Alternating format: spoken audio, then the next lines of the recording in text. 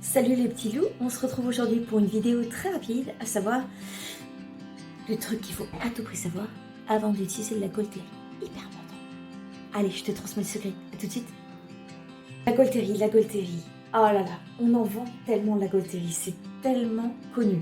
Si tu fais du sport, que tu as des contractures, mets de la Gaultérie. Si tu as une douleur et que tu veux plus avoir mal, mets de la Gaultérie. La Gaultérie est une des huiles essentielles les plus vendues et les plus connues.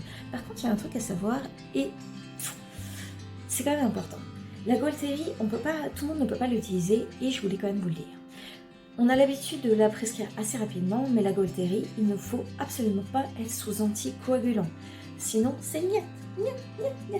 On ne l'utilise pas. Donc on a parfois tendance à l'oublier, par exemple chez Amazon aussi, elle est dans une huile qu'on appelle l'huile du sportif qui est anti-contracture. Donc là pareil, cette huile, vu qu'elle contient de la Gaultérie, on ne pourra pas la mettre si on est sous anticoagulant. Si vous êtes sous anticoagulant et que vous avez des problèmes de douleur, il existe plusieurs huiles essentielles que vous pouvez utiliser à la place. Facile, non? Bon, allez, je vais vous en citer quelques-unes. Pour commencer, si vous voulez remplacer la Gaultérie, il y a une huile essentielle que vous pouvez utiliser, c'est l'eucalyptus citronné ou la lycée citronnée. Les deux sont possibles. La lycée citronnée, elle a une odeur très sympa et en plus, elle est anti-inflammatoire. Donc n'hésitez pas, toujours pareil, en mélange avec une huile végétale.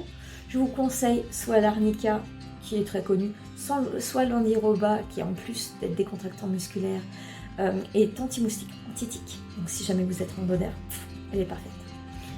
Donc voilà, vous pouvez utiliser soit l'eucalyptus citronné, soit la lycée citronnée.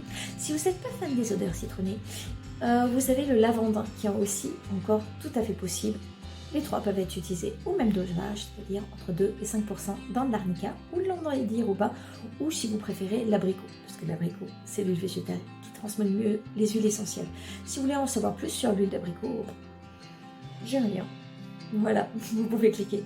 Voilà les petits loups, c'est tout pour aujourd'hui. Si vous voulez connaître tous mes secrets, je vous rappelle que j'ai écrit un livre, D'embrouille sous embrouille, vous pouvez en apprendre plus en description.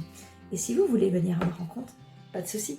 Je suis au Amazon de Strasbourg, je suis responsable d'atelier, demandez Laura. Allez, gros bisous, bye.